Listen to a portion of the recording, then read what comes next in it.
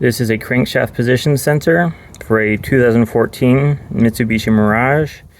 It appears to be the same exact part as the camshaft position sensor, which is the camshaft position sensor is located right here by the intake manifold. It's really easy to get to. You can do it with a socket wrench with an extension to take out that 10 mil, and then it just pops right off. The crankshaft position sensor, you will have to loosen this bolt and then loosen this to shift the alternator forward. This is the tensioner, how the tension is applied to the serpentine on a Mirage.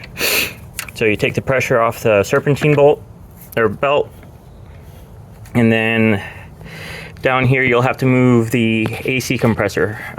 Right here you have to disconnect the wires, and then there are 3 bolts. They are 12 mil. One will go on the top side. You'll get to it from right here, and then from the bottom there is a bolt over here, and then a bolt to a bracket right here. So you have this bracket bolt, the one that goes through here, and then one on the top side here. After you get those undone, remember to disconnect the wiring first, because you don't want the weight of this pulling on those wires. I just use some speaker cable to tie this up out of the way. And then this is the connector for the crankshaft position sensor, which is located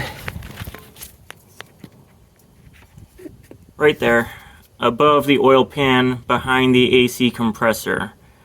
So now I'm gonna get the new one in. So again, this is the old one, and then here's the new one, and hopefully that fixes my failure to start issue. If not, I'll be back with another video.